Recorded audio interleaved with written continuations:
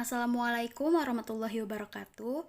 Halo teman-teman, perkenalkan nama saya Tanzila Yuniartami, NIM 19070160072 dari kelas Psikologi 5B.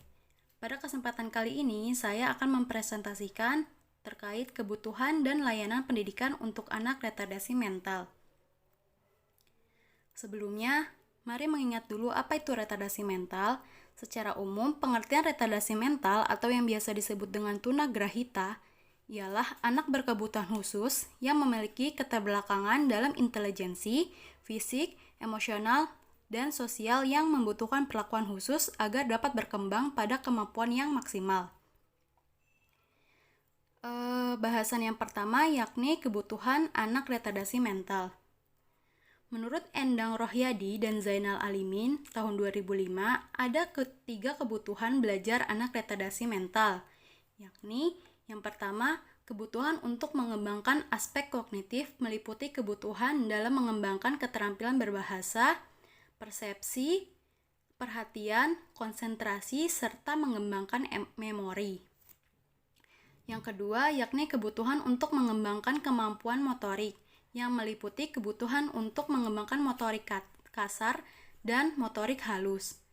Yang ketiga yakni kebutuhan untuk mengembangkan perilaku adaptif, yang meliputi banyak situasi real pada anak dengan jalan memberi banyak kesempatan untuk mengenal berbagai situasi atau banyak orang, sehingga muncul keberanian dalam berkomunikasi, memahami situasi dan aturan atau tata tertib di mana ia berada. Berikutnya, memberi peluang lebih besar pada anak tunagrahita untuk mencoba melakukan sesuatu pekerjaan yang bersifat praktis. Berikutnya, yakni bermakna dan fungsional. Bermakna dan fungsional di sini memiliki arti bahwa apa yang diajarkan pada mereka benar-benar memiliki arti dalam kehidupan nyata sehari-hari. Berikutnya, menurut Kemis dan Ati Rosnawati tahun 2013, ada beberapa hal yang perlu dipertimbangkan dalam memberi pelajaran kepada anak retardasi mental atau tunagrahita, seperti yang pertama, bahan yang akan diajarkan perlu dipecah-pecah menjadi bagian-bagian kecil dan ditata secara berurutan. Berikutnya, setiap bagian dari bahan ajar diajarkan satu demi satu dan dilakukan secara berulang-ulang. Kegiatan belajar hendaknya dilakukan dalam situasi yang konkret. Berikan juga kepadanya dorongan untuk melakukan apa yang sedang ia pelajari. Ciptakan suasana belajar yang menyenangkan dengan menghindari kegiatan belajar yang terlalu formal. Yang terakhir, gunakan alat peraga dalam mengkonkretkan konsep. Bahasan yang kedua yakni layanan pendidikan anak retardasi mental. Ciri-ciri khusus dalam layanan pendidikan yang sesuai untuk anak retardasi mental atau tunagrahita menurut Rohyadi tahun 2005 antara lain yakni yang pertama, bahasa yang digunakan.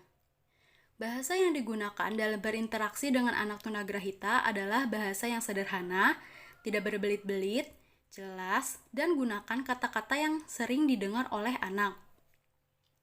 Yang kedua, penempatan anak tunagrahita di kelas.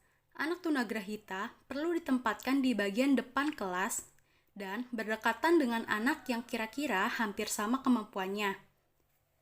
Yang ketiga, ketersediaan program khusus. Selain ada program umum yang diperkirakan semua anak di kelas itu dapat mempelajarinya, perlu juga disediakan program khusus yang bertujuan untuk agar anak tunagrahita yang kemungkinan mengalami kesulitan. Ada beberapa pendidikan dan layanan untuk anak retardasi mental atau tunagrahita menurut Endang Rohyadi dan Zainal Alimin tahun 2005. Yakni yang pertama, tempat khusus atau sistem segregasi. Sistem layanan pendidikan segregasi adalah sistem pendidikan yang terpisah dari sistem pendidikan anak normal lainnya. Tempat pendidikan yang termasuk sistem segregasi adalah yang pertama, sekolah khusus atau sekolah luar biasa. Sekolah khusus untuk anak retardasi mental disebut sekolah luar biasa C atau SLBC dan sekolah pendidikan luar biasa C atau SPLBC. Murid yang ditampung di tempat ini khusus satu jenis kelainan atau ada juga khusus melihat berat dan ringannya kelainan, seperti sekolah untuk tunagrahita ringan. Penyusunan program menggunakan pada pendidikan ini menggunakan model individualis educational program atau program pendidikan yang diindividualisasikan. Maksudnya program disusun berdasarkan kebutuhan tiap individu. Berikutnya ada sekolah dasar luar biasa atau SDLB. SDLB di sini berdiri sendiri dan hanya menampung anak tunagrahita usia sekolah dasar. Model ini dibentuk agar mempercepat pemerataan kesempatan belajar bagi anak luar biasa. Kegiatan belajar dilakukan secara individual, kelompok, dan klasikal sesuai dengan ketunaan masing-masing. Berikutnya yakni kelas jauh. Kelas jauh adalah lembaga yang disediakan untuk memberi pelayanan pendidikan bagi anak berkebutuhan khusus, dalam hal ini anak tunagrahita yang tinggal jauh dari SLB atau SDLB. Penyelenggaraan kelas jauh merupakan kebijaksanaan pemerintah dalam rangka menuntaskan wajib belajar serta pemerataan kesempatan belajar. Berikutnya ada guru kunjung. Berdasarkan klasifikasinya, terdapat anak-anak tunagrahita yang mengalami kelainan berat sehingga tidak memungkinkan untuk berkunjung ke sekolah khusus. Oleh karena itu, guru berkunjung ke tempat anak tersebut dan memberi pelajaran sesuai dengan kebutuhan anak. Berikutnya ada lembaga perawatan atau institusi khusus. Lembaga perawatan ini disediakan khusus untuk anak tunagrahita yang tergolong berat dan sangat berat.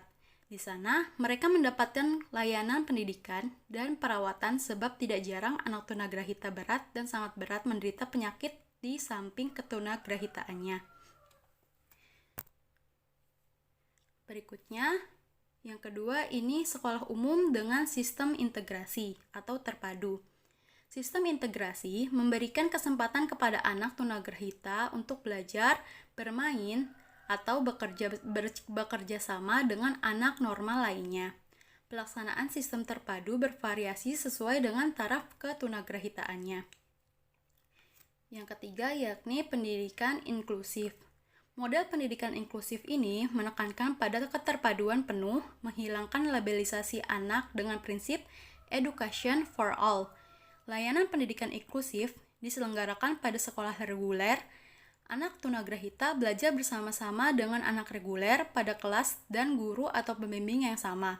Semua anak diberlakukan dan mempunyai hak serta kewajiban yang sama. Tapi saat ini pelayanan pendidikan inklusif masih dalam tahap perintisan di Indonesia. Sekian presentasi dari saya, kurang lebihnya mohon maaf.